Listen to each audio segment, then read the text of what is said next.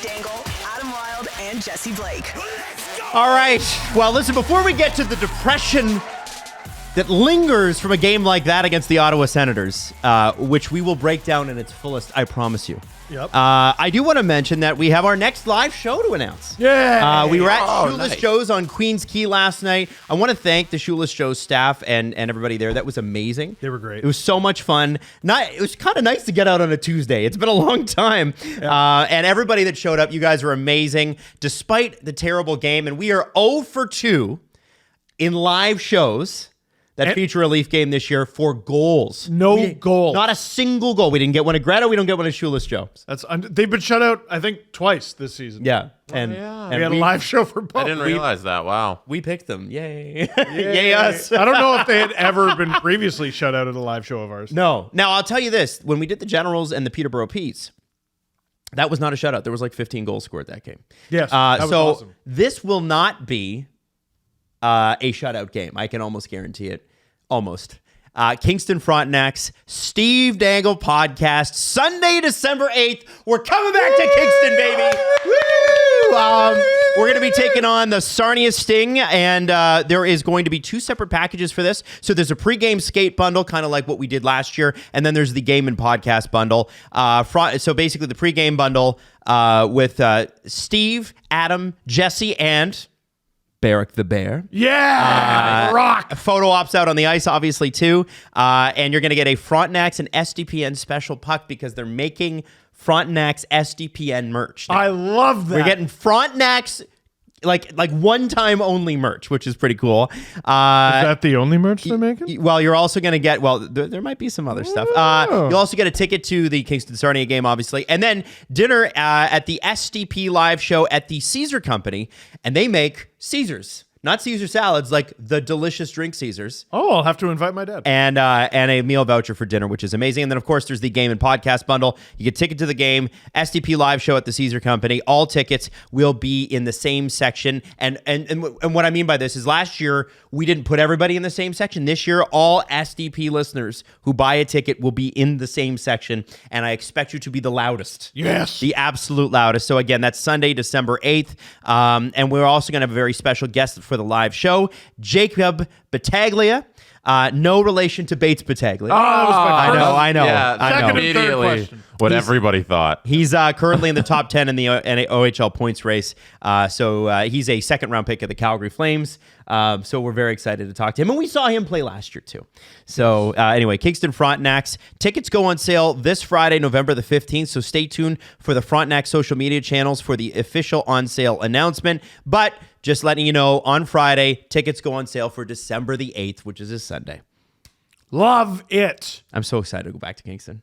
So the tickets aren't on sale yet? Not yet. This is Okay. this is the pre-sale announcement. Okay. This is the hey, we will be selling tickets. Hey, Okay. this is when a teacher goes, and this might be on the test. You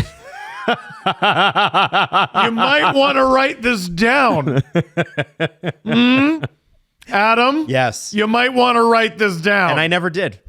If someone was looking to get their markup, Stephen, you might want to write this down. That what's that face the teachers make?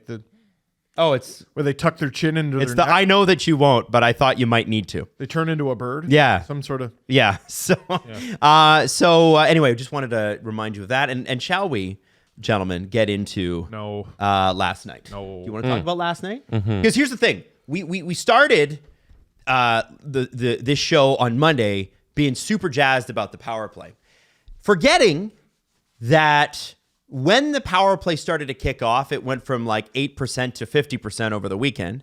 The Leafs forgot how to score 5-on-5. And in the last 5 games, there have been 0 Leaf forwards that have scored a goal 5-on-5. 0. Connor Timmins is the only player to score 5-on-5. And beyond all that, this is a game against the Senators in your barn on a Tuesday night. I was driving home from Shoeless Joe's last night, and I saw a guy in a white suit, guys, tailored head to toe, and he had like a racing line down the trouser part of his suit, and it was all blue and white, and he had Leaf like pieces all over. It was all glittery. He was a young guy, and he got all dressed up, and I was like, he went and got dressed up and paid all that money to be at that game and see that? What happened? Dude, I've gone live. Like, I think I've been to one game in my entire life where the Leafs got shut out. I think it was 3-0. And it's just a horrible experience. Like, you don't even get to cheer once. I was talking to a Habs fan today who had the misfortune of being at the Seattle game a couple of weeks ago. The Habs lost 8-2. 2, though. They got to go hooray twice. If you're a Leaf fan, you didn't even get to go hooray. What did you cheer for? The t-shirt toss? It's friggin' garbage. Like, They stopped doing the T-shirt toss. Now it's the Adidas shirts they drop from the building. You know, the ones they're from the fun. rafter. Which I think is cool. Oh yeah, I love that. Yeah. I wonder if it's less likely for like elbow-related injury. I think it's more likely. Yeah. The amount of time it takes to drop from the ceiling. Yeah. Forever. Yeah. They still have the T-shirt toss. This is the next level of it. It's like you know? Plinko, and you're like, oh, it's going to fall towards me. No, why are you going over there? It starts drifting. We should have known. We should have known they were going to blow this. And the reason we should have known is, what did we talk about yesterday during the live show? Oh, it's the Ridley Grigg game. Hey, guys, do we care about that? And the answer was mostly no. And I pointed out the very valid fact that, the reason Leaf fans didn't value the Ridley Grigg game, the first game that counted between Morgan Riley and Ridley Grigg since their incident, the reason it didn't resonate with us is Morgan Riley, even though he got suspended, is not the one who got cross-checked in the face.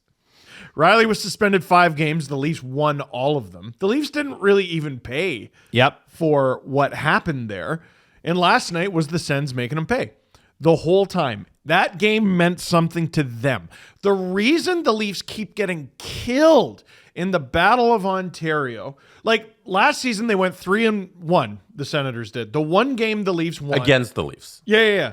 The Sens went 3-1 against the Leafs. Yeah. The Sens, who were terrible and didn't make the playoffs, they dominated the Leafs.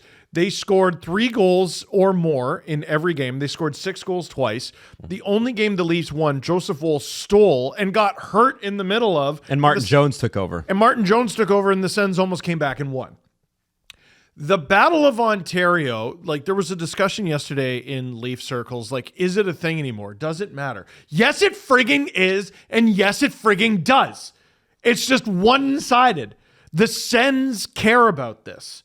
The Leafs don't. They just flatly don't. And it sucks. The Leafs are the ones not upholding their end of the bargain in this battle. They're not holding up their end of the bargain in this rivalry. They're the reason it's not holding up, because it's not even a rivalry. The Leafs rivalry with the Sens since 2004 resembles the Leafs rivalry with the damn Bruins. Like, you gotta show up for these games. They didn't even show up. You got ran out of the building. This wasn't getting shut out against Montreal where you double them up in shots. This was a team came in your barn, scored 41 seconds in, and you were never in it.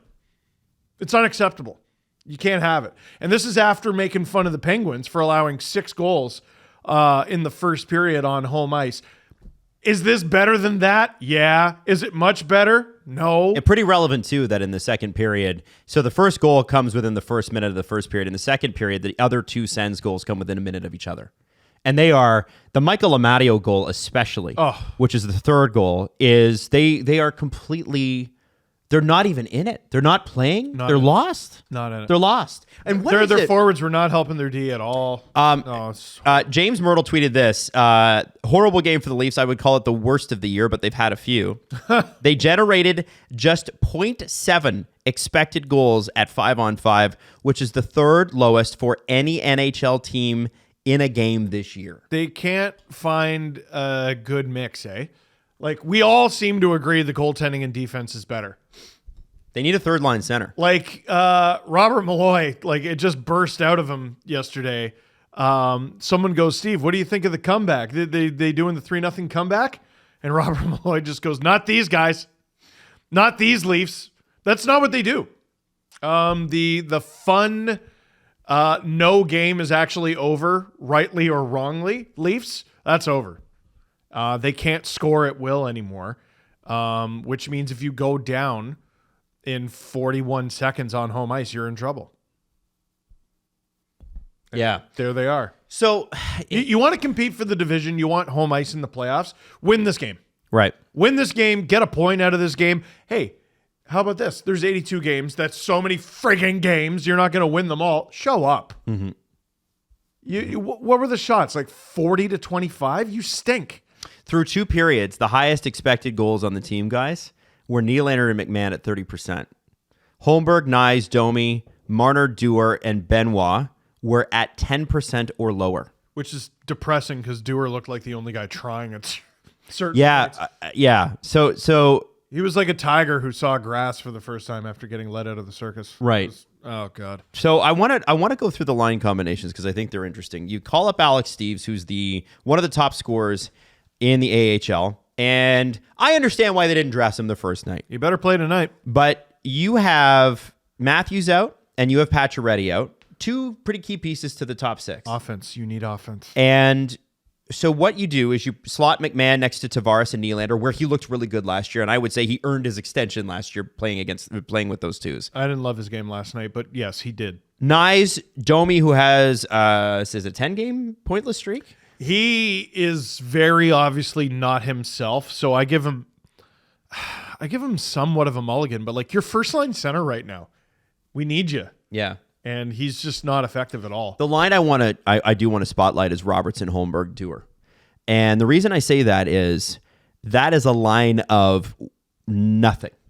I can see McMahon, Tavares, Nylander working. I could see Nyes, Domi, Marner working. And in fact, Nyes, Domi, Marner did. We've seen it. Yeah, we have seen it work. We've seen it. I've seen McMahon, Tavares, Nylander work. I know Holmberg, Dewar, Robertson will not. Yeah, and I'm trying to figure out. Men. Here are 3 guys. Random men. Can they create plays? Not any one of them. Can anyone drive a line? No. Are they responsible defensively? Yeah. Dewar's first game. Yeah. Holmberg's been a neutral, if not worse than neutral guy. And Robertson is always hard on the puck, but he's not going to like drive a line. Holmberg is right now worse than 13th forward to me. Like Matthews is out, Pacioretty is out, and I still, if I had to dress my 12 best lead forwards, would not have him in the lineup right now. Alex Steves is up.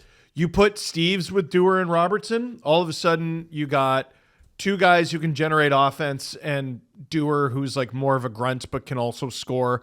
Dewar can play center. Steves can play center. Robertson's also, obviously a trigger man.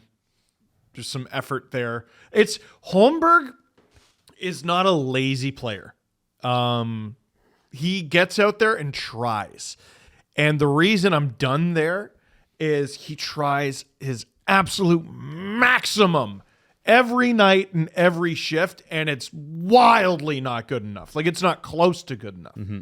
So if we're doing our 12 best guys, thank you. Have a nice seat, and we got to bring someone else in because we need goals, and you ain't bringing them. Right. Jesse, I want to know from a guy who you saw the game with us at the bar yesterday. Yes. But you've seen this team 5-on-5 in person. Okay. You've been prefacing everything with that these days. Because, I want to reinforce that. It matters. Because it does matter. Seeing it in person matters. Sure. It does, yeah. What the hell's going on? One thing that's happened these last couple games is them winning and scoring on the power play has masked how much Austin Matthews is important to the lineup. It goes down to them working the salary cap the way they do, and that a lot of money is allocated to a certain amount of guys, and Max Domi shouldn't be your number 1 center on any National Hockey League team. That's not a way to win games. His two-way play, like Matthews' two-way play, is just wildly underrated, and I think this stretch is showing it. Yeah, just he's important to this lineup, and you see that when they don't have him, they're working the scraps and like, okay, we can piecemeal this thing together, but they need him back for the whole core to get going. And like there are some holes there in the forward group, and what I think they need is some sort of, I don't know, maybe it's Alex Steves who gives them the spark, but Matthews coming back is going to be that, and they need to start looking towards the trade deadline if they're going to be serious and upgrading somewhere in the forward group. I don't expect Alex Steves to save their whole damn season. Exactly. But like Pontus Holmberg is slightly more defensive oriented. center/wing. Steve's is that, but offensive. They need goals. Steve's.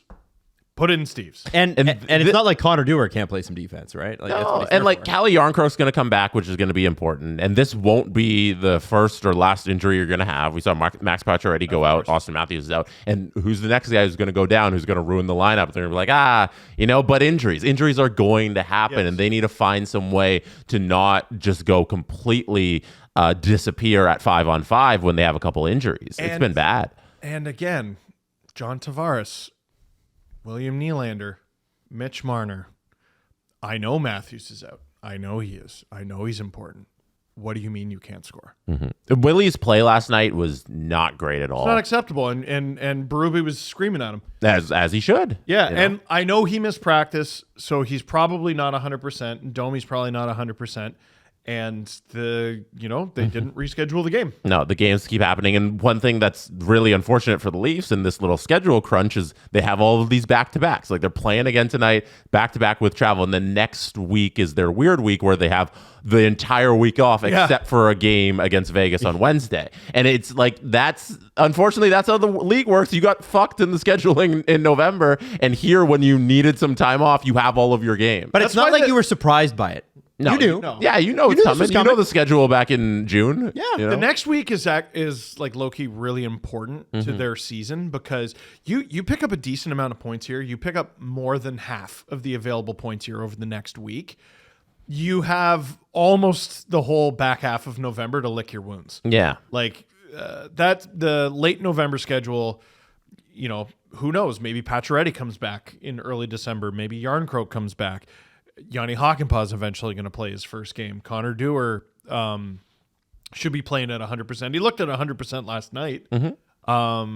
It should cure a lot of what ails them, but in the meantime, you have games and you need to win them. Yeah, I assume that was the philosophy behind keeping Matthews out in that, like, hey, we have this week where we have one game coming up. If we can get him through Washington today and then Edmonton on Saturday, if we can get through those games without him, then like that's so much time off for Matthews. But you got to win games. Like every game is important. So I don't know if it's time to get him back here. I do want to flag something. Connor McDavid got 4 points last night. He's sitting at 999 career points.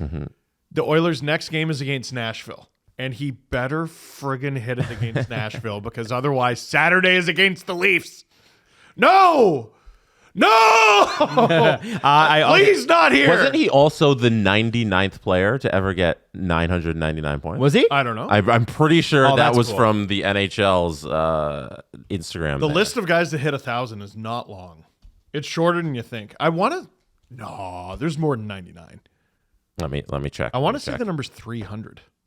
I don't know why 300 came to mind. Wi-Fi is being That might be games played, maybe. not points. I'm not sure. When It's very difficult to hit 1,000 points. the internet reloads, I can tell you. That's so, right, man. Adam, what's next? Well, I want to just mention that Leafs PR tweeted out that Yanni Hakanpää has been recalled from his LTIR conditioning loan and activated from LTR. So he might play, but I don't think that that's going to get them the goals they need. So No, but it's good news. it's good news. It's good news. You sign him because he's ideally in your top 6 best defensemen. So anything that makes the team better is good news. But yeah, you need goals. I wasn't lying. Oh, you can't see it?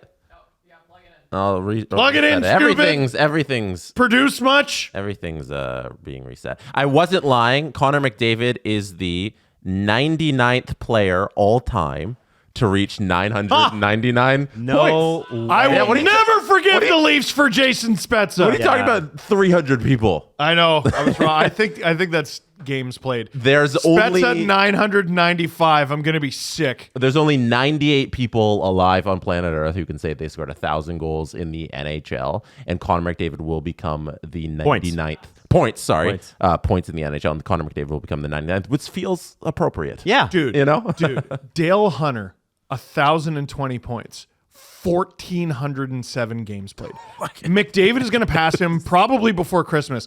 658 Wow. games played. Look at Less than half. no one is anywhere. Like even Pat LaFontaine, Pat LaFontaine had 1,013 points in 865 games. McDavid is going to beat him by about 200 games. Yeah. That's psychotic. McDavid might pass Ryan Getzlaf for career assists he's going to pass him by next season. He's going to, we're all arguing. Career. We're all arguing McGillney should be in the Hall of Fame. He's going to smoke McGillney. Smoke him. Wow. McDavid is going to get to, Jesse, how many players have scored 1,500 points in the NHL? Because he's going to get there in his sleep. I got to go to page 1. He's going to get there completely in his sleep. Oh, wow. 1,500 is 16 people. 16 people, and he's going to get there shoeing the entire time. He could do that in the next 3 years. We could be talking about that in 3 years. Oh, Mario. 915 games played. Joe Thornton played nearly 1,700 points. Oh, that's crazy. Joe Thornton played nearly triple the games McDavid has. And McDavid, once again, is going to shoe his way past all of them. Holy shit. That's so insane. Crosby, we keep talking about as a potential top 5 scorer all time by the time his career is over. And McDavid should probably pass him. McDavid's going to be a top 5 scorer by the time his career is over. Yep. That's nuts. We're witnessing something real special. It's very cool. For hockey history, he needs to get one. But please don't do it against Toronto on Saturday night because they'll let him. Nashville, don't get cute and good all of a sudden. Yeah, don't pick tonight to be good. Frig off. Frig off. I wouldn't put it past Connor to just be like, you know what, coach? I feel like playing 14 minutes. Yeah. Tonight. No, oh God. It's gonna happen. You know that, right? It's probably gonna happen. Now you just rewinding a second. We talked about Nylander for a second and the yelling at Berube on the bench, and Nylander came out and spoke to the media. Ooh. After a bad game. Not Jesse. He was slacking at our shows. show. He said so they asked him about it, and he said, you hear him talking. I don't see what he's doing back there or whatever, but I think it's great. Sometimes it's called for, and the team needs a bit of a wake-up call. That's great. It's the right attitude to have. That's what I would expect William Nylander to have and to say. I think he is that kind of guy that's I need to be yelled at a few times. It's almost a little bit like, too, it's like Inglourious Bastards. I've been chewed out before, Him and Sheldon Keefe, I know for a fact him and Sheldon Keefe butt heads a few times, and Keefe had to threaten to scratch him at least once. Yeah.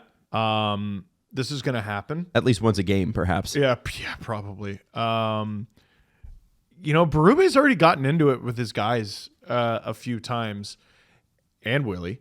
And, I just wonder, is Berube just a harder coach? Or was the previous regime too soft? Are we just not used to seeing this anymore? Right. Because Babcock, I feel like, wouldn't ream his guys out on the bench. He would, wait until the locker room and then play, try to mind fuck them. But it's this team needs to be ridden hard. They need a coach like this. And Willie needs a coach like this to bring out the best in him. We all agree that this team is really, really talented. And the stars on it are really talented. They need a hard ass like this to bring it out of. I wonder, too, with whatever move they make up front, and it's pretty clear that they will, right? Eventually they're going to. I think probably, with Calle Yarncroke going to New York to see a specialist because he had a setback in his rehab.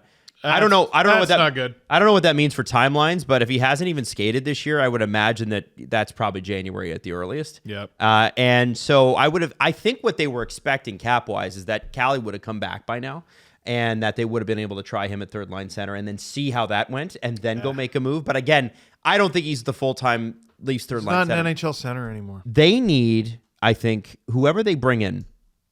When the Senators were on the hunt for a character guy last year, one guy they identified was Chris Tanev. We need a guy who's I forgot about that. A general. He's going to not just lead by example, but he is going to speak up when there's something to be said in the room, whatever. I think this Leafs team could use another type of guy like a Berube, but on the bench.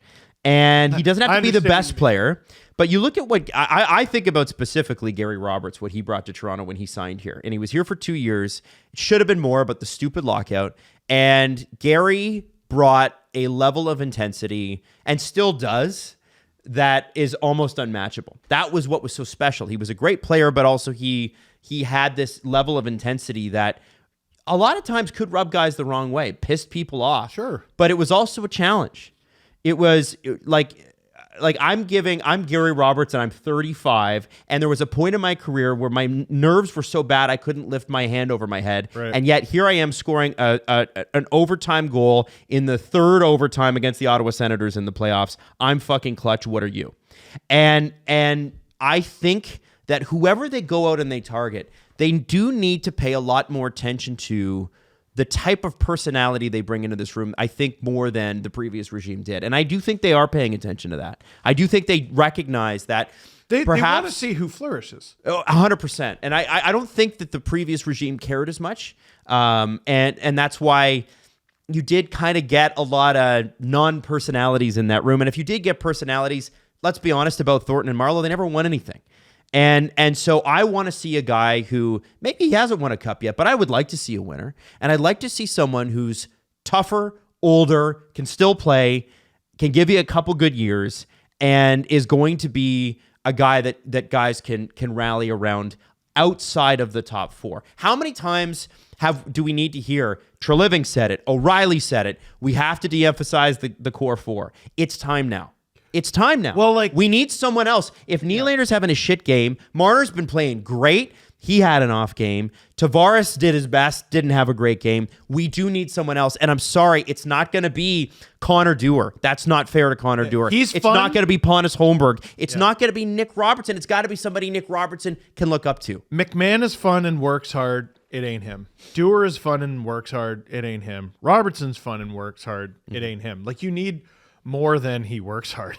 Right. And if you are going to dress the fourth line that you dress, which is a more expensive fourth line than most teams, I don't even mind them. They're doing their job. But it means that you need your third line to be able to score. Yes. The fourth line is an NHL fourth line. The third line is not even close. Second and first lines are fine. That third line is a real blemish on the team right now. I like pairings 1 through 3. The fourth line does its job. The third line is a non-option for anything, really. You don't really... it's the Justin Bourne thing. You don't put him out there when you need a goal. You don't put him out there when you need a stop. Okay, what do you do here? That's the fourth line. They just happen to play more than the fourth. Honestly, it was probably the frustration speaking. I didn't let it escape my head. It was just in my head, but I'll let it escape my head now. It was the third period, and I'm like, just play the fourth line more. At least positive things in general are happening there. They usually can put some pressure on. There was one point, I can't remember when it was, maybe the second period, where Ryan Reeves actually had an opportunity, and he shot, and it wasn't even fucking close. But I'm like, yeah, you know what? Cool. You're putting pucks on net-ish. In the general direction of the net, you're banging and crashing, you're winning puck battles. The third line doesn't do any of that shit. They're brutal. I'm not ready to say elevate David Kampf. Don't do it. Don't do it. No, why break up a good thing? Yeah, don't. Yes, thank you, Adam. Thank you for talking me down. Because you could have two good first top two lines. Yeah. And you could have a good third line. If you move David Kampf, you run the risk of having two shitty lines. And we already know he can't do it. Yeah, he's already done it. There's enough evidence of him not being able to do it. He's doing great down there. Mm-hmm. But that third line, yeah, that's why I every year it feels like throughout the history of LFR, for any LFR historians, I find some minor leaguer and I go, you just got to play him more. You just got to play him. And this year it's Alex Steves. It really feels like he'd tie the third line together. And it would be nice, listen, if Alex Nylander keeps up his pace. He's not under NHL contract. Oh, yeah, but they can fix that. Adam, you're talking about bringing in somebody to add a certain kind of bite to the lineup. Do you not think at this point it needs to come from one of the core guys that are here and have been here for so long? Because they've tried it so many times. Is that not what they tried to do with bringing in Joel Edmondson, or even like the Bertuzzi signing in the offseason, or Ryan O'Reilly and Jake Muzzin trade back in the day. Like, it feels like they've tried bringing in that guy. Well, O'Reilly worked. Like, it worked. He was great. And then he said, I'll take, I got the same offer in Toronto and Nashville. I'll take the tax-free option, please. And he went to Nashville. And this is the thing. Since Ryan O'Reilly left, they've missed Ryan O'Reilly. It's that level of competition. And maybe Ryan O'Reilly didn't like the media here too. I don't know. But I look at it, Jesse, and I go, there are going to be nights where one of them's injured, two of them are injured, and the others have a bad game. It is going to happen. Now, we can debate all day about the money they make or whatever. The reality is they're not getting out of those contracts until the end of the season when two of them expire. So until that time, what's there to be done? And you do need secondary scoring.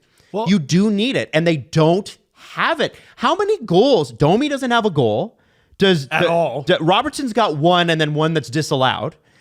Which means one. Dewar played one game, so he doesn't have a goal, blah, blah, blah. Does Holmberg have a goal? Maybe. Does Kampf have a goal? Does Reeves have a goal? Lawrence has got a couple. Yeah, he's got But this is my thing. Like, there's no goals from these guys. You need something. You need somebody who could drop, like Calle Yarncroke, we would have relied on him over an 82-game season to put 15. I would have expected Nick Robertson. I was like, 25 this year. This guy's going to score. He's ice cold, and I think part of the reason is who's he freaking playing with? Let me give you one. When was Bobby McMahon's last point? Not goal, point. I feel like it's... Today is November 13th. Was it last week? I wish. Oh, is it that bad? Oh, you'll never guess. How many games ago was it? I was going to say 4. 4? Jesse, what's your guess? Oh, it's 5 games ago. Not 1 game, not 2 games, not 3 games, not 4 games, not 5 games, not 6 games, not 7 games, not 8 games, not 9 games, not 10 games. 11 games ago, he got an assist against the Tampa Bay Lightning. He's zeros down the board since. Holy shit, did he tie the room together when he got hot last year? Nothing since. Absolutely frigging nothing. And if he's a scratch at some point in the near future, no one should be shocked. But is he the first guy you scratch? Listen, I at least see flashes with Bobby McMahon. Yeah, but October 24th was the last time he played more than 15 minutes. Nope, that's wrong. October 28th against the Jets was the last time he played more than 15 minutes. Ooh, that's not good. Almost 15, 14, 13, 11, 13 and a half, 12:45. And now can that? And I lied. He played 15 minutes, 2 seconds last night. Okay, can I also say that might be a function of the amount of penalties the Leafs take, which is also too high? He's a penalty killer, isn't he? I don't think right now he not very often, Yeah. actually, now that you mention it. Doesn't, dude, whatever. You're on the team. You were very effective last year. Like, a lot of people are getting on Robertson's case. Like, he's a goal scorer. He doesn't score goals. Blah. What about Bobby McMahon? They're in the same conversation. McMahon makes more. Yeah, but I don't think the conversation is one or the other. I think it's both. Yeah. Yeah. You're like, people are getting on their case, but what about his case? Yeah, they should be on both of their cases. He hasn't scored since his 3rd game of the season against LA. He got 2 goals against the Kings. He hasn't scored since. Mm-hmm. They need depth scoring in the worst way. So the favorite son, Alex Steves. He has to play. He's also a centerman. Yep. And the Leafs have high hopes for a guy like Fraser Minton. But he was injured most of camp and is not... He's not in the conversation yet. He's not in the conversation yet. Can't be because he's played 2 games in the AHL. Now he has 2 points. That's too much right now. Steves is what, 25? 24. 24. It doesn't really serve him or anyone else to have him in the minors, in my opinion. Like, it'd be great to give Fraser Minton his ice time by having him here. Holmberg, I don't know what comes of Holmberg. I don't like the idea of losing him for nothing, but like when Pacioretty and Matthews come back, oh boy, he's just not one of your top 12 options. I don't think he's one of your top 13. Get Steves in the lineup and score some goals. Did Steves and Robertson play together a lot with the Marlies? That is a good question. I'm not sure. Okay. Probably. Okay. They probably would have been on the same power play unit. Yep. I imagine. Robertson's been so up and down, right? And he has cups of coffee there, and then he gets hurt and all that. But Steves has consistently been a very effective scorer at the American Hockey League level. Doesn't make him a great player. Lots of guys score in the American League. They come up and they stink. Yep. But, I mean, Jesus, try it. Might as well try. No one outside of your top 6 is doing shit. And it's worth mentioning that Anthony Stolarz still had a save percentage last night of over 930 because there were 40 shots dropped on him. It's just not acceptable. And 2 of the ones that went in are like, all 3 goals, I would say, are point-blank shots. Pretty much. You'd like him to have maybe one of them. But So okay. And I said this to Steve last night while we were sitting at the bar watching this game wind down, and it sucked. And I'm like, I hate doing shows after games like this. You said it in the LFR last night. How about live LFRs? You said it in the LFR. You can lose games. You can't lose them like this. No. Hey, this show is brought to you in part by BetterHelp. Now, let me say this. A little bit of therapy this time of year is a little bit helpful. I got my next appointment next Monday, actually. Good for you. I'm just telling you, because I do this. And what I love about BetterHelp is that it is flexible. It works within my schedule. And I find November to be a really hard month. Just about this. What is November good for? Well, if you're in the States, you got Thanksgiving, but in Canada... No, we're not there, are we? Canada has the absolute worst placement of Thanksgiving. Yes. It makes no sense. None. You're Early starting to October. convert me on that. I used to fight against it. No. You're starting to It's convert. brutal. We should just give in to that. Yep. And you should give in to therapy. Because if you're feeling a little bit down, like it took me a bit to get firing up this morning. I'm not gonna lie. Sometimes the vitamin D you got to take at this time of year isn't enough. Yes, exactly. So if you've never given therapy a try, or you have and you've stopped because maybe it was too much, or you couldn't find an appointment that worked, or maybe you couldn't find a therapist that you vibed with, all of those problems can be solved with BetterHelp, and we want you to give it a try. 10% off your first month. It's BetterHelp.com/STP. Again, that's BetterHelp, HELP.com/STP. So tonight, Washington Capitals, very, very good hockey team. Yep. Ovi eats the Leafs alive historically. Yes. Dylan Strome and Connor McMichael are great wingmen for him. Dylan Strome's one of the craziest glow-ups in recent memory. It's amazing. Oh my it's amazing. God. Now, Jesse and Steve, win or lose, what do you want to see tonight? What do you need to see that there's some signs of life and we're not falling into what we did the other week with Columbus, St. Louis, and Boston, where they came off an incredible game against the Lightning, and the very next night we're like, we're going to be bad for 3 games. Sorry, everybody. You just looked like the vastly inferior team.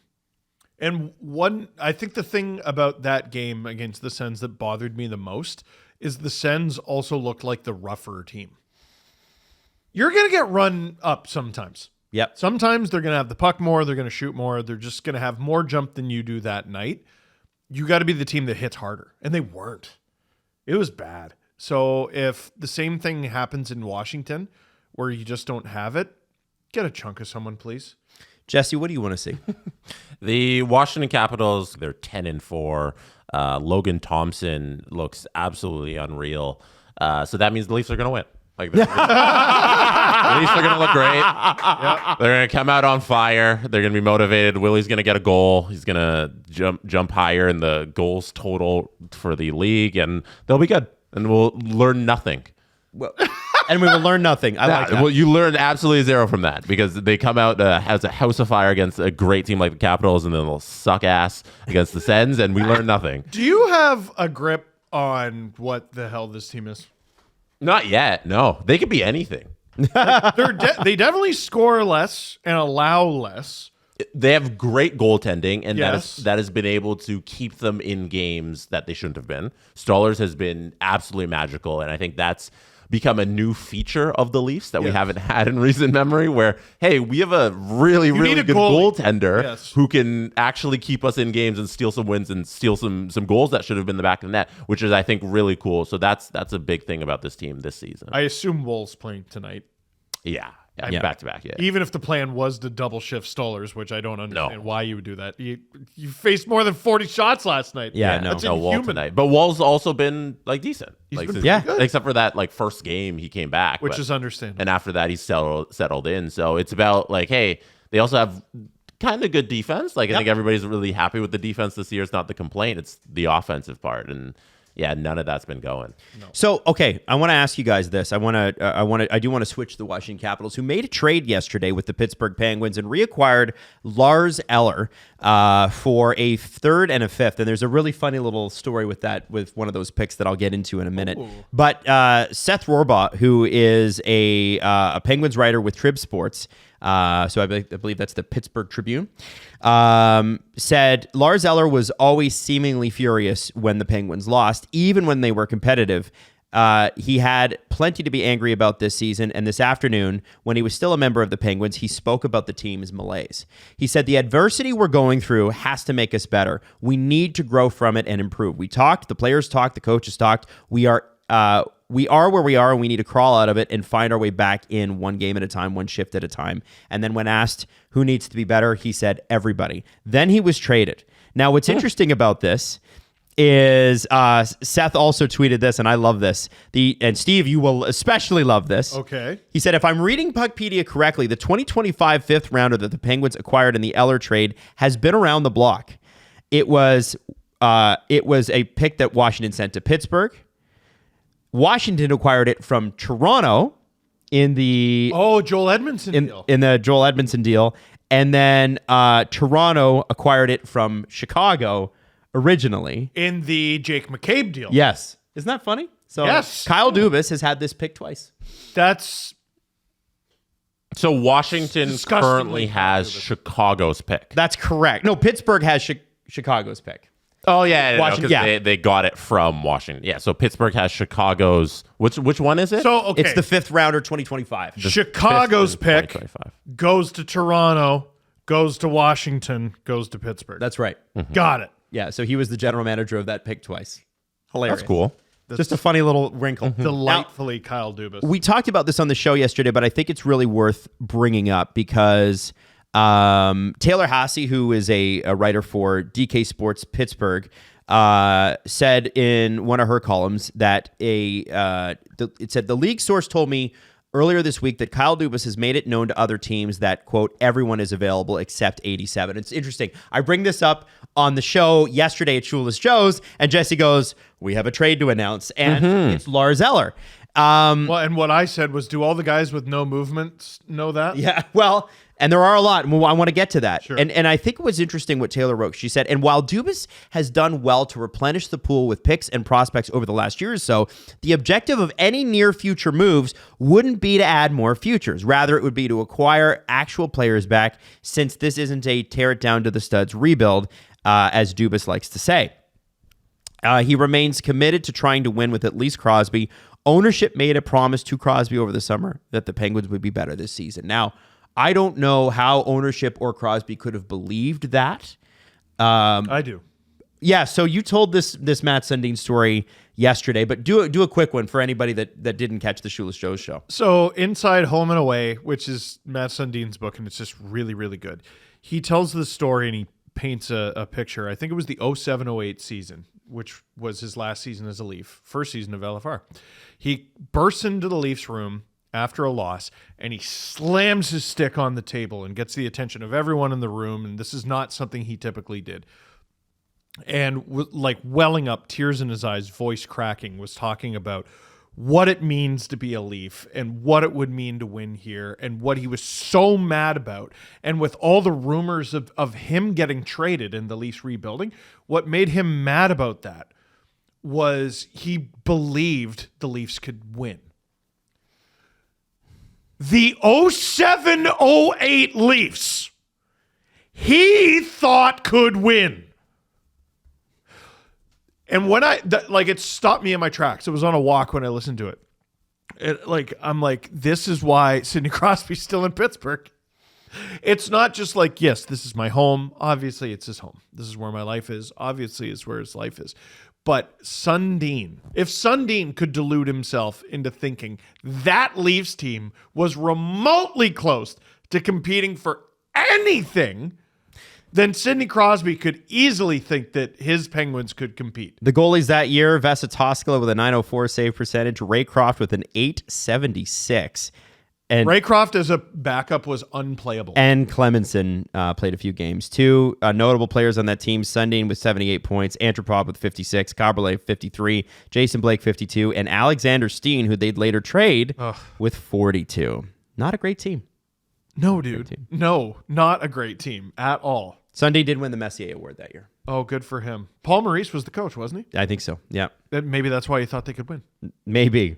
It's maybe Paul Maurice is that motivational that he could trick his captain into thinking the 07-08 Leafs can fucking compete. So you think that Crosby's probably in that zone where he's still, I mean, he has to be. I believe him when I don't know if he ever actually said it, but like I believe that Crosby believes in this team. And I don't think he's an idiot for it. Now, Jesse, you have a new feature on SDPN, and it's called the Blake Down. Yes. And on Monday, before I even got to get on the stream, the Dallas Stars had hung 6 goals on the Penguins in 20 minutes at PPG Paints, which Pens fans have renamed PPG Pain Arena. And so so you broke down all 6 goals using NHL Edge. Yeah, I did a quick run through of all 6 goals, and it was a lot of fun. And a couple takeaways from that. Crosby was coming back real slow on one of them, and he just looked so sad. His little 87 dot trailing the play as his defenseman completely blew it, and I shed a little tear for him on that. But a couple actual takeaways. Matt Grzelcyk looks awful. Ryan Graves looks awful, and Chris Letang was on the ice for a lot of those goals and was a big part of a couple of the errors that led for it to go directly into the back of the net. So their defensemen who are supposed to be playing good defense aren't there for them. And then goaltending, Bloomquist is supposed to be the hero to save because Jari's so bad. Let in a few stinkers, gets pulled, and then Nedeljkovic comes in, who's supposed to be the guy who's going to fill in because Jari's out as well, also lets in a couple stinkers, and then Jari's also unplayable. So yes. I don't know what's supposed to be working with the whole lineup. If you're not getting any offense because like Logan O'Connor is on your first line with Crosby or whatever you're doing with the lineup, and then all your defense is bad and is making every wrong pass they should make, and then your goaltending stinks. Where is the redeemable qualities about the Penguins roster? I said it before, like Dubas, if he had a real weakness, man, the decors that he put together in Toronto were just not good. Also, I said Logan O'Connor. Drew O'Connor. That's always, yeah. I did it again. My bad. Drew O'Connor. You son of a gun. Crosby's left winger. I'm looking at Chris Letang. He had 10 goals, 41 assists, 51 points last year in a healthy 82-game season. Like, I was about to talk about, he's old. No, like, he's still so good, but that's offensively. Yeah, he's lost a step defensively. Like, I think it's fair to say that about a guy who's been in the league since 1940. And should have had his career ended like 4 different times. Yeah.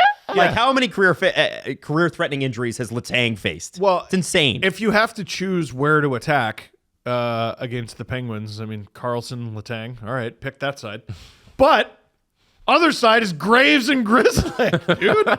Like, it's free square for like offenses that want to attack. What I was saying yesterday, and maybe this is part of the reason why they moved Lars Eller. Like, okay, you get a little bit of, you get a couple draft picks, but you get some cap room too. Yeah. What I was saying is, every time a player clears waivers, I look at the Penguins. I'm like, are you sure? Well, they don't have the room. Well, if they wanted Favreau, they don't have the room. Now hopefully they do now. Yeah, now things are kind of. Maybe we got a little bit of room. Yeah. Oh, this guy is. And they're assigning him to the. You know, You couldn't use him? I saw a tweet, I think it was Jesse Marshall retweeted somebody who was like, oh, it just goes to show that Charts don't win hockey games. And it was a Leaf fan saying, oh, Dubas tried to do that here, blah, blah, blah. And Jesse tweeted back and he's like, hey, man, I don't know what charts he's looking at, but he's not doing that here. Like Matt Grzelcyk especially is a guy that is drowning right now, and he's playing first pair. And I thought you would find this extra interesting, gentlemen. There was a report out of Sweden today from Radio Sporten. I saw this. And this is the former captain and general manager. He's a former team Sweden head coach and GM, Johan Garpenlöf. And I don't know this name, but I guess he's. I know Johan. Okay. All right. Well, there you go. He said that Erik Karlsson shouldn't even be going to the Four Nations. And I just did a Google Translate. That's an overstatement. He said, I would have not selected Erik Karlsson for this Four Nations squad. And by the way, Erik's already on the squad. He was one of the 5 that they announced. His shortcomings in the defensive game are too great in such a tournament. Every match is important, and you can't afford these big mistakes that Erik Karlsson unfortunately does. Now, last time that they played the World Cup, Karlsson was the captain. And I have to tell you, I don't know who you'd replace him with, but the way Erik Karlsson has played this year, I agree. He's bad. And he missed training camp with some sort of mystery, shows up game 1, and it looks like shit, and has continued to look bad. His share of expected goals is still positive. Well, it always is, though. It's Erik Karlsson. I don't think that's the problem with the game that this I think Johan is showing. He's talking about the defense. It sounds like something personal because that's a little disrespectful. He's one of the greatest Swedish players of all time to ever step foot in the NHL. But what have you done for me lately? At this point in his career, he isn't bad enough to be left off of an international roster for Sweden. That's a wild thing. I want Erik Karlsson in a short winner-take-all tournament. This is ridiculous. Still. All right. But, no, like, I think it's worth of his mentioning. defensive play are valid. But, like, I feel like Erik Karlsson's never really been a mystery. We know what he is. He's going to allow 8 goals and score 9. That's maybe 10 or 11. Mm-hmm. That's always what he's been. Yeah. I still have Pens fans tweeting me going, oh, well, it was the right move to make at the time. No. It's never been the right move for the Pens. It should get you in the playoffs. The fact that it didn't shows that it's not. Do you understand? Yeah. Do we understand that results are the only thing that matter? Have we got that yet? I'm sorry. I don't. It should have. And it was the right move for the time. Well, what did the results show? And it's not Erik's fault, but Erik's style of play as he gets older is also going to be harder. Yeah. Because usually with defensemen, when they're less fleet of foot, which Erik is, because of some pretty severe injuries to that ankle, and the fact that he is still playing is a miracle. The fact that his offensive game is kept up has been great. A lot of guys have to stay alive by playing defense. By learning and playing a different game. Or how about this? The Penguins don't have Mark Mathot coming through the door. Right? To save his bacon. That was a great Batman and Robin setup that they have. Totally. And I'm not sure how often Grzelcyk is his partner, but like I wanted to look something up with him just to confirm my assumption. So in 2020, shoot, I lost it. Sorry. 2020 and 2021, in 37 games with the Bruins, so not very many, he got up to 1945 per game in terms of time on ice. And the Bruins were like, okay, let's dial that back. The 3 seasons that followed, 1844, 1714, 1736. Dubas goes and gives him a bunch of money. He's playing 2011. He's never in his NHL career averaged 20 minutes or more a night. So this is... When you structure a cap that way, though. I feel like we said this last show. No, but what he did was he took a bet with a depth defenseman, like a second or third pair guy on the Bruins, and he said he can play more here. And it's not working. And what did he do with the Graves deal? Is that not the same thing? It feels like he did that a lot with the Leafs. Is, you know what? For efficiency's sake, this guy can do it. This guy has been a career this And I bet he can do this, and it's just guys drowning out there. Yeah. It's just guys drowning. Yeah. And listen, Erik Karlsson has put up 10 points in 17 games, and he may not be the biggest problem on the Penguins. But my point in this is you need someone to pass. You have your ceiling. Who's your ceiling higher with, Grzelcyk or Karlsson? I think Erik Karlsson. Erik Karlsson, right? So if Erik Karlsson isn't playing well, it affects the team more than Matt Grzelcyk not playing well, right? That's a pretty obvious thing. And it's not to pick on Erik per se. It's more to go, what is the goal here? Like even Pens fans are going like, okay, so you trade Lars Eller and you get your third and your fifth, even though you want player for player trades. You didn't get it, but you did get some cap room, and you can move that third and that fifth for somebody else. I had to laugh about that. Like, what are you going to do? We were like, oh, what's a player for player trade they could do? And then it's, oh, Lars Eller for 2 picks. And you know what? Cap space is super valuable. Of course it is. So especially with a team like the Penguins. But if you want to rebuild on the fly, what are you rebuilding with? What are you rebuilding with? What is? Hold on. Who's the big guy in the system? Rucker McGorty? Boy, Yes. he looked. I think Rucker McGorty did more to damage his value at the NHL level just by playing. Yeah. Who else is in your system that you can move to get Crosby? So you're going to be, you might not want to be the GM that trades Crosby, but you might have to be the GM that trades Letang. How about you might have to be the GM that trades Gino, and what's coming back? How about forget the system? Gino has 13 assists. Crosby has 10. I don't know whose goals they assisted on. Who leads the Penguins in goals? And how many goals is it? It's 2 guys. They're tied. Okay. Is it Kevin Hayes? No. No. It's one. One is a usual suspect, and one is a usual suspect if you're a nerd. Oh, okay. Yeah. All right. Jesse, any thoughts? Any guesses? What's you want to know who's leading the Penguins in goals? In goals. Brian Rust. No. No. Okay. Who? Ricard Raquel Oh, okay. and Sidney Crosby are tied with 6. 13 assists From where? on who? So every goal must go through those 2 players. I mean, basically, no, it's Malkin with 18 points in 17 games. I don't know how. That's a miracle. Crosby, 16 points in 17 games. And the drop-off is just like through the Earth's crust. They don't defend. They don't have goaltending. They can't score. They're in a world of shit. Yep. They're in a world of shit, dude. I think it's fair to look at the Karlsson trade and still wonder why Dubas did it. Because at the time, if we remember, we all thought it would be impossible for San Jose to dump that 11.5. I think it was 10.5 million. No, it was 11.5, and I think the Penguins got them to retain so that it's 10. Yeah, so the 11.5 at the time, we all thought like he's done. Like he's got to sit in San Jose forever. And the rumors were at the time like, hey, if San Jose's willing to eat 50%, maybe somebody will take him and all that stuff. And then it never happened. And then he has that crazy 100-point season. Yeah. And they're like, oh, he can do it again. But the idea of him not being worth that contract never went away. Like he put up all those points on a terrible San Jose team, and Dubas went out and he sent a 1st-round pick to acquire this player who everybody kind of agreed wasn't worth the price. And like I'm looking at the deal.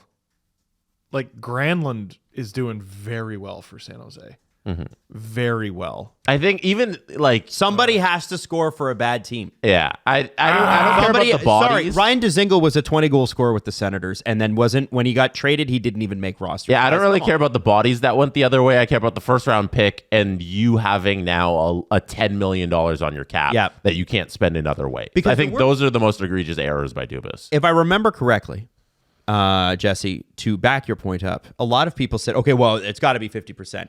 And I remember at the time people going, well, what if you got Karlsson at $8 million? Mm-hmm. That seems like a pretty fair deal because you're getting a guy coming off a Norris Trophy year, and that's great. But also, is it Norris Trophy and repeatable, or is it Norris Trophy and it's Mark Giordano and he's 35 and the chances of that repetition and things getting better are pretty limited? And he goes but Kyle loves Erik Karlsson. Yes. Loves him. That's noted fact. It's Erik Karlsson. And he wanted to make a splash. The Penguins might have 2 Hall of Fame right-hander defenseman. and it's completely useless to them right now. Yeah. That is the problem.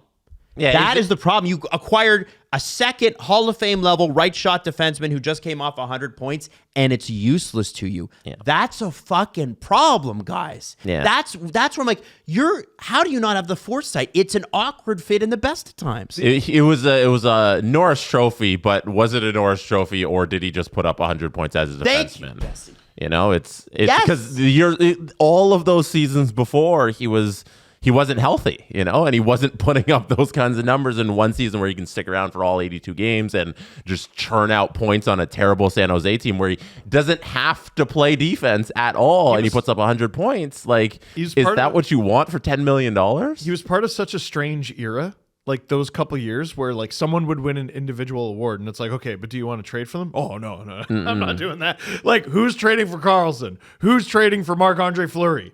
Right? Yeah, who won the 2022 or 21 Vezina? Those guys combined. Well, he did get traded. Yeah, for nothing. no one. The off-season Marc-Andre Fleury won the Vezina Trophy for the Vegas Golden Knights. He got traded weeks later. Both of those guys were traded for garbage. And like, I'm trying to. I promise we don't do these segments, Penguins fans. I'm sure most of them know. We're not doing this just to shit on the Pens. Like, I love talking about the teams that are struggling because I like to be solution-oriented. I'm like, okay, so how do we fix this? What do we know about Kyle Dubas? He loves something. His guys. His guys! He loves his guys. So I'm trying to look at, like, the Leafs and the Toronto Marlies, and, boy, they've really kind of purged his guys. They're gone already. Like, I'm looking at How many of them are having hugely successful careers elsewhere? Except for Michael Amadio, who he purged. Yeah, not a ton of them. And also the Marlies are like one of the best teams in the American League right now. So there's not much incentive to trade off them.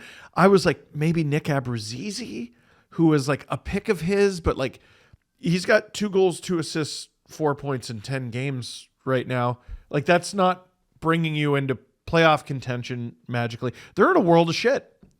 They're in deep, deep trouble. And we called this, I think it was before he even took the job. We were just, if I remember correctly, we were just talking about the vacancy in Pittsburgh. And I'm like, that's a horrible job.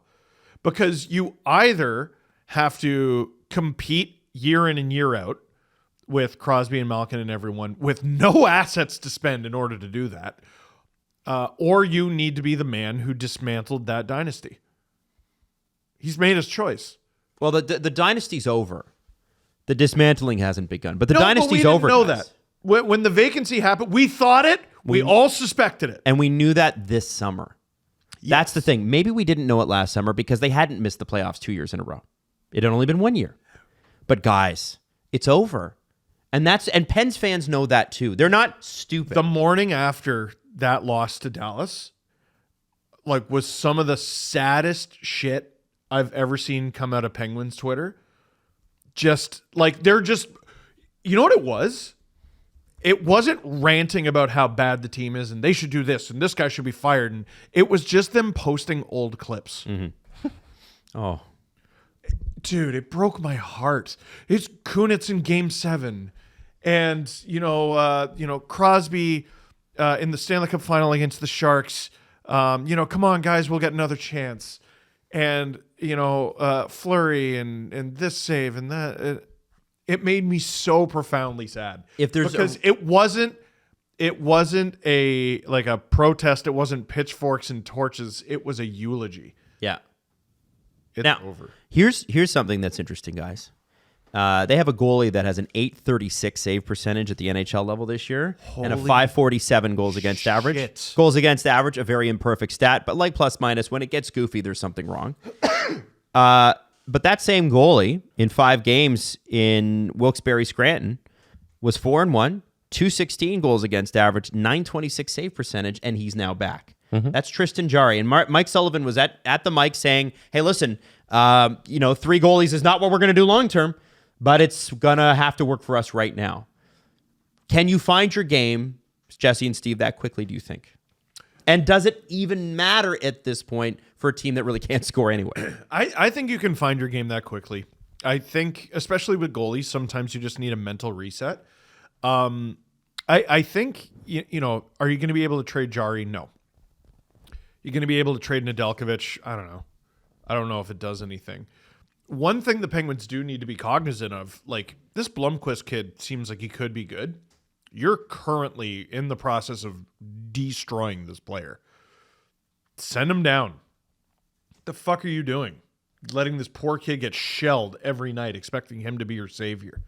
Well, they're trying to win, right? They're trying to win, and it ain't working. Like, it was at first, and I was down with it. Yeah. And now I'm just like, okay, you're ruining this player. Get Jari in there. He's not going to be an 839 goalie forever. He'll give you adequate games. Yeah. He couldn't possibly be worse than what you got. Put him in. Send the kid down. Like, if you are truly gathering pieces for a rebuild, save Blomqvist. Yeah, and I think that's the idea. Like, I don't get him out of there. I don't think they would disagree with you on that. That's the idea and that's the plan, right? Yeah. You send Jari down. We all know about goalies going down with Ilya Samsonov last year, and Stuart Skinner last year, and Jack Campbell last year. Like, it happens, and you call them back up, and then you see how it goes. And I think Jari has a chance at a redemption arc, which would be cool, but I don't know if there's enough in front of him to help him that much. But I think he needs to play a little better, and he will. Yeah. I don't know. Yeah, because he is better than what he's better than a 5 whatever goals against average. He's not that. Yeah. Okay, so we'll move on from the Penguins, but Do you guys know what Marc-Andre Fleury was traded for when he was traded the 2021 offseason after he won the Vezina? It was like a weird low round pick, wasn't it? It was him and a $7 million salary, which he had. That's essentially what he was traded for. It was a Finnish guy who I'm pretty sure played in the ECHL. He was from Helsinki. Did his last name start with H? It did. Oh, wow. It's a Finnish name. Yeah, no shot. You can't give me some sort of Finnish H name? No shot of Kainen. Hakkarainen. Mikael Hakkarainen, who ends up playing 0 NHL games, played a little in the ECHL. In the AHL, he played 8 games for the Rockford Ice Hogs, 6 games for the Rockford Ice Hogs again in 21, went to the ECHL, and then now is playing in Sweden. That is a person. He's not playing in Sweden. He's done playing hockey. He played in Sweden in 2022 and hasn't played hockey since. Oh, my God. That guy was traded for the Vezina Trophy winner in the 2021 season. Man. Yeah. Man. Yeah, after he was traded for Fleury, he ended up playing 27 career professional hockey games and now nothing. So he might be playing in a league that HockeyDB just doesn't recognize. Yeah, which isn't high level enough for me to be like, yeah, he's still playing hockey. That's crazy. You play hockey. Yeah. I don't think I'd qualify that as... I don't know if he's at Burnsies. Yeah. No. Wow. Anyways, I thought that was just a fun because we mentioned it, just to go back and look at just how ruthless Vegas can be when they want salary cap space, and they won a Stanley Cup, so who cares? I want to talk to you guys about the NHL and tampering. Bill Daly doesn't happen. Next, here's the thing about tampering is everybody does it. So I found it interesting when Bill Daly reminded general managers of the league's tampering rules at the league's general manager meetings this week, according to TSN's Pierre LeBrun. Tampering was a scheduled part of the agenda for meetings. Daly also reminded GMs of the penalties for tampering, including fines and loss of draft picks. Daly was uncomfortable with reports about teams agreeing to contracts with free agents before free agency officially opened. Teams cannot talk before noon Eastern on July 1st unless given permission by the team that owns a player's rights. And usually they won't give you permission. They'll make you trade for them, like the Leafs had to do with the Dallas Stars and Chris Tanev. Yeah. Yes. But agents can also talk to teams, right? Yes. And that doesn't fall under the tampering rule. That's right. Like if Alan Walsh had a client, he goes to the Canadians like, you know what, this guy kind of wants to sign with the Canadians. Let's work out a deal. And then on July 1st, it's magically solved. That's not tampering. Are you sure? Yeah. Well, that's the rule. Yeah, and to be clear, like there are specific things. I think You know what? You know who did the best example of it was Richard Petty. When he was trying to not tamper and sign Brian Burke out of Anaheim to run the Maple Leafs.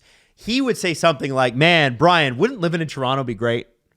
Yeah. Like, yeah, if I was going to hire somebody for a position like that, I would pay them $3 million a year. Yeah. And I would. That would in help theory. them go to restaurants and enjoy the fine food scene here. But I guess exactly. But I guess what's happened that is the way tampering used to happen. But I guess it's become so out in the open that the league's like, all right. Here are some players that are reported to have signed contracts before free agency even opened last summer. Okay. Tyler Bertuzzi, Yep. Brandon Montour, Uh-huh. Tyler Toffoli, and Brett Pesce. Those are big names. Okay. That's so many names. And there is, and we do our free agency show here. We show up at 10, and we know half the deals before they happen. And as soon as noon happens, We make like half a dozen videos before noon. because we already know. Yeah. And I get to the point where I wonder, I know the players are under contract.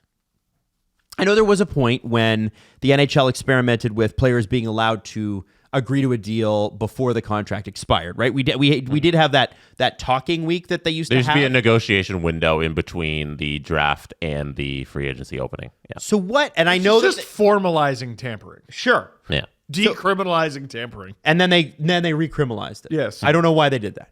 It's probably because they try to stuff the NHL awards, the draft, and free agency. Oh, and Game 7 of the Stanley Cup Final into the same fucking In like week. 5 seconds. But wondering from my perspective is, what is the solution here?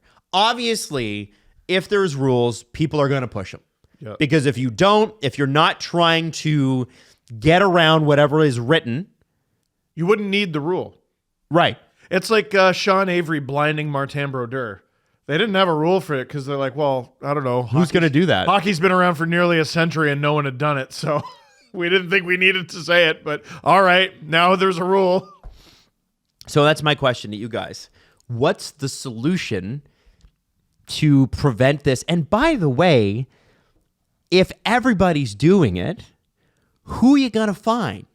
Ghost. Everybody? Are you going to take away everybody's first round pick so we just start in the second round? Sorry, all you good players. You can't get drafted. I don't think there needs to be a solution here. I think it's just like Bill Daly tut-tutting all the GMs and be like, hey, be better about tampering. And then they'll all just be better come this offseason. Like, I feel like they have a good system here where technically you can just ask, like, hey, can we talk to this player? And the team can be like, yeah, go talk to him. Or call an agent to broker the deal between the two teams. So then it's not technically tampering because the agent can talk to whoever they want. Like, I feel like he's just being all dad about this and be like, don't do that again. And then you're going to go and sneak out again. I think they need to put Mike Babcock in charge of all this. Yeah. Because, so he'll go through your phone? hey, I accuse this team of tampering. Oh, you do? Damn, that's crazy. Let me see your phone. You know what? Never mind. Can I take back the... Nope. Yeah. Never mind. You did it too. You know you did it too.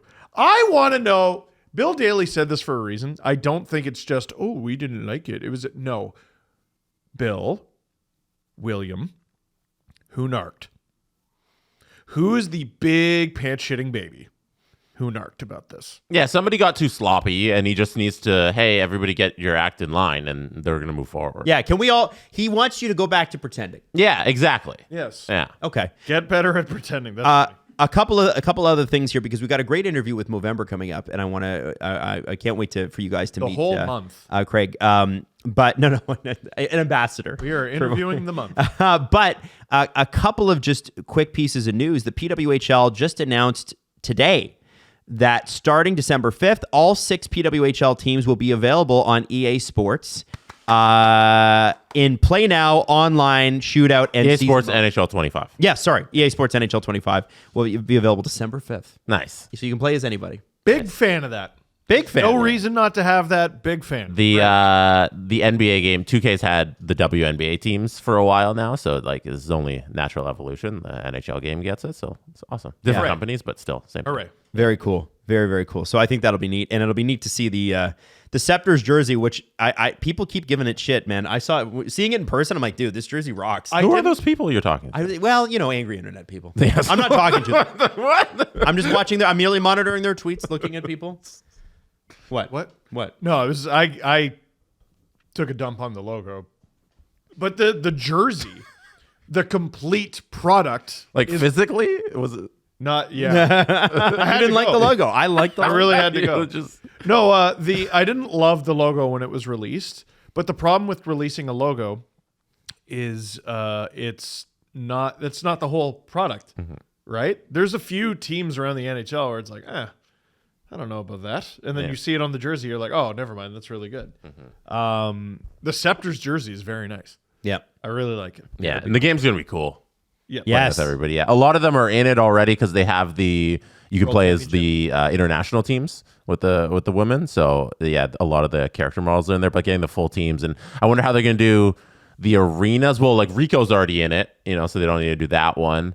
And Ottawa plays at where Canadian Tire Center. Yeah. So so that's a few good. of the arenas The- are already. Yeah, the- most of them are in there already. I believe the New York team, I was told, Prudential Center. Yeah, they're that moving was to it. Prudential Center. So that's already good. done. Yeah, it's already in there. Yeah, not too much. And then you can just do Minnesota. It's Excel Energy. ridiculously easy win for both parties. This is so easy. Yeah, Easy, Just slap easy. the logos on center ice. You're good. Easy win. I'm still upset that NHL never really included Mullet Arena. You bunch of babies. I know. Bunch of babies. You wanted to play real NHL games there, but the league's not going to let you play Mullet Arena. They wouldn't even let in you the play game. fake NHL games. Yeah. when EA added the women's international teams to the game, I think it was 2 years ago now, or maybe it was last year. They screwed up the goalies because every goalie came out with no helmet when they played the game. Do you guys remember that? How do you? Forgot about I was that. like, you guys, just the simplest shit. You can't get it together. And did nobody play the game before you release the new patch? And No, then they had to patch it like the next day. And the animation for cracking a goalie in the helmet is like ridiculous, Mm. and I'm sure it looked absolutely so silly without the helmet. It was absurd that you would release a product like this. So we'll see if they have masks this time. EA. Last thing before we get to the press, or not press conference, we're going to talk to Craig from Movember. Ken Holland, hired by the NHL as a consultant because the NHL cannot survive without Ken Holland's knowledge. No, I'm glad that the NHL has Ken Holland's unique perspective that is not already served in its executive. I think this is just, here, we got you until your next job.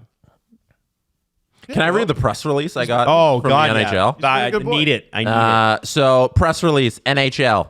Ken Holland, whose renowned resume in hockey management includes 27 years as an NHL general manager, 4 Stanley Cup rings, 2 Olympic gold medals for Canada, and induction into the Hockey Hall of Fame as a builder in 2020, has joined the National Hockey League's operations department as a consultant. Oh, NHL Senior Executive Vice President of Hockey Operations Colin Campbell announced today, "We are delighted to welcome Ken to NHL Hockey Operations, where he will provide invaluable insight from his decades in the game as a player, scout, and executive. He offers unmatched expertise in a wide range of areas." Holland joins NHL operations after serving as president of hockey operations, the Edmonton Oilers, blah, blah, blah, the first Stanley Cup, blah, blah, blah, blah. And there's just a whole bunch of stuff about how great Ken Holland is. So, you know, What do you guys think? with Ken Holland? So, at very least, he's got a resume that features thing after thing after thing. it's a after great thing. resume. I couldn't help but be reminded of this excerpt from the press release of Colin Campbell getting inducted into the Hockey Hall of Fame.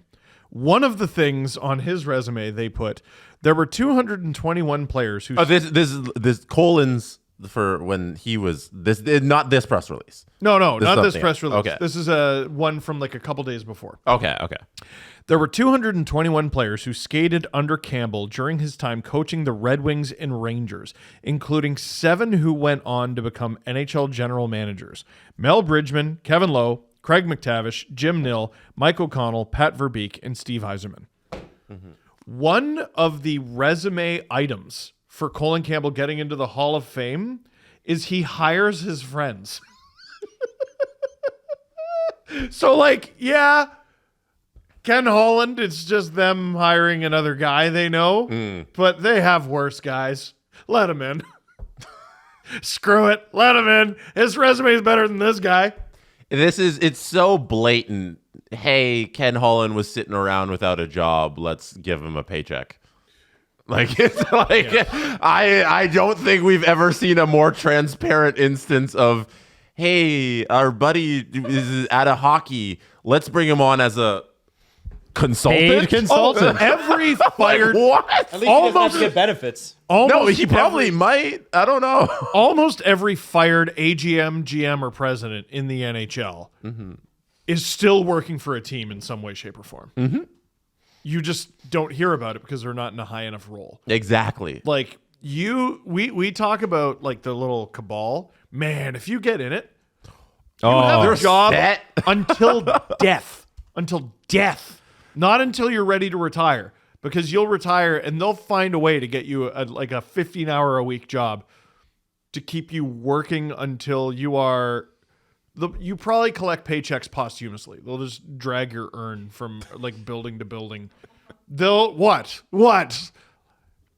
I need you to pull out Google Maps right now and locate the lie. There isn't one. It's just the same dudes. Whatever. It's like the Leafs have so many consultants and like guys who used to work for the Leafs. Name them. Who I don't want to call people out or anything like that, but That's credentials talking. Give me your computer. I'll there's say so it. many guys. Here's one. Cliff Fletcher. Yeah, man. We did the bit on this show of like things that are older than Cliff Fletcher, and And the answer is like not a ice lot. cream or something. Like it was, like there's a lot of things that are older. But you know what? than You know what? Cliff Fletcher. Cliff kind of deserves that. I'm fine with that. I just with Kenny, it's like we're just gonna flip you a paycheck until we can find you your next GM job. Here you go. Because he was up for the Columbus job.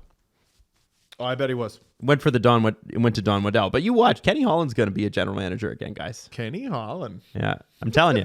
Last thing, and this is a little more serious, but we do need to do this. The NHL, sorry, not the NHL, the trial of the 5 members of the Canada 2018 World Junior Team charged with sexual assault will begin on April 22nd, 2025. It was initially slated to begin in September next year, but it was moved when this 8-week slot was vacated because that's how the court system works. Now, they're expecting this to be a long trial because of the amount of detail, the amount of players, and they have to have a big spot open for it. This is also going to be a media circus. And it will last basically the entirety of the playoffs. Exactly. Which is, I'm sure, just a nightmare for all involved. Yeah. So this is going to be going on as we're talking about the first and second rounds, potentially right through to the end of June. Yeah. And so I'm sure the NHL absolutely hates that timing, but it is going to bring it in the spotlight. And I want everybody to be prepared because this is going to be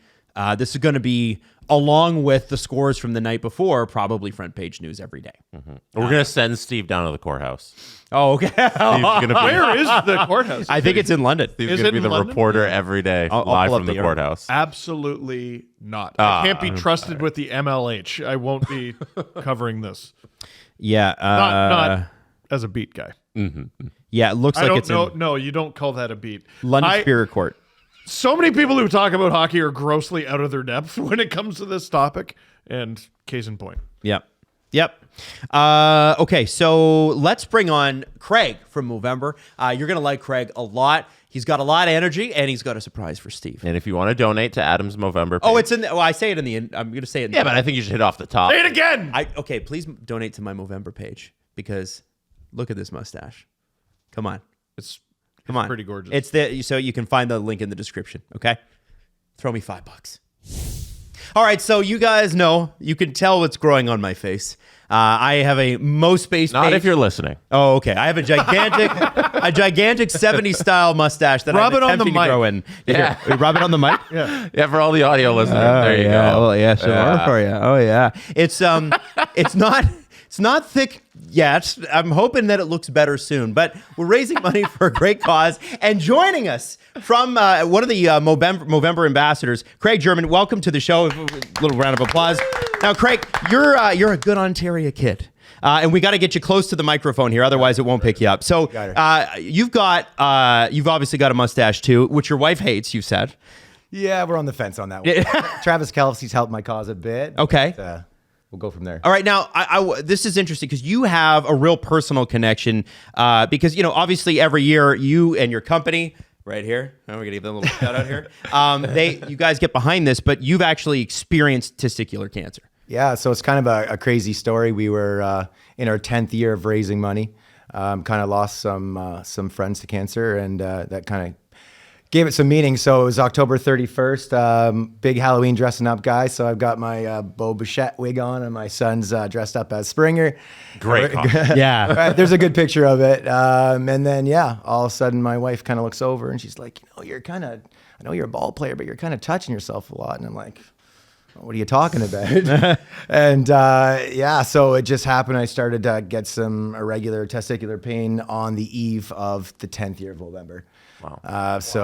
Crazy to happen. Yeah, and you've had to go through the entire experience of testicular cancer from first off Googling symptoms and the anxiety that comes with that to actually going through an operation, which is actually a lot more invasive than people realize. Yeah, so first scare I had about 7 years ago, I started Googling and gave myself every symptom, thought I was going to die, and didn't connect with Movember at all. The next time through, I knew all the guides, I knew how to check, I knew they had a mentor system, so I emailed them. It was the eve, October 31st. I emailed them and said, you're not going to believe this. It's the 10th year anniversary of raising money, and it's me. And it was just crazy. They emailed me back the next morning, said, what do you want to do? I said, find me somebody. I'm staying off Google. Find me someone that's had this type and kind of lead me in that direction. So the mentorship was just amazing. But you said invasive. So I had a hockey team, coaching a hockey team on Saturday. I told them I couldn't be there. My operation was Saturday afternoon. And I told them, I'll be there Monday night. And I didn't Google it. I thought they kind of was like neutering your cat, but it turned out like a radical inguinal orchiectomy. You didn't play hockey in 48 hours. No, I coached. Oh, yeah. I coached. No. You just went on the ice. You go in through the stomach, essentially. Yeah, so they cut through your inguinal, through your abdomen, and go down into your testicle, pull your testicle out, clamp everything back up, and they want to pull all your lymph nodes with it as well. Wow. Your natural progression of cancer usually is testicular to pelvis through your lymph nodes. So I did not know that. Me neither. I think I just YouTubed it quickly and saw the opening. I'm like, nope. Yeah. Oh my God. Don't want to know. No. Some things you do not want to know. But what is amazing is, and I love this story because it ends with you actually showed up. I did.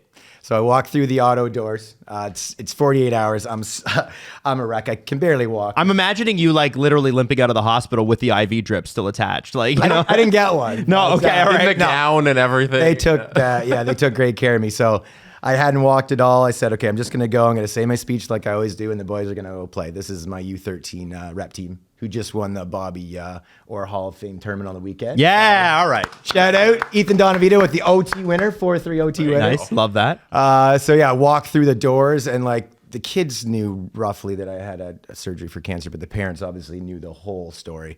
So the doors slide open, and I just see their faces, and they're like, holy crap, he's really here. And like dressing rooms are to the left, I always go there, but the bathroom was to the right. So I'm getting queasy. I'm like, everything's starting to pull now. So I go to the right, I go in the bathroom, splash in my face. I'm like, this is a teaching moment for the boys. I can do this. So walk down to the dressing room. I turn the corner, and it's probably one of my best memories ever. They had already drawn, all the kids had mustaches drawn. So it was, so they had the mustaches drawn. Usually I have like a pre-game speech. my trainer, Rob and Steve and Lonnie had the speech done in reverse. So all the kids had a line and they all read the game plan back to me, which was perfect. I said a little speech and then I sit down on the bench and now I got my leg up because everything's tightening up. I'm getting a cramp. And my son comes over and he says, Dad, you're coming on the bench, right? I'm like, oh, geez, no, I don't know if I can do that, bud. Like it was 2 days ago. I didn't explain the surgery. So I'm like, oh, I got to do it. So, oh my God. yeah, so I would have wore a cup on the bench. my God. I would have, oh my God. So my wife's up in the stands in her seat and my dad's sitting behind the glass. And I come out of the room.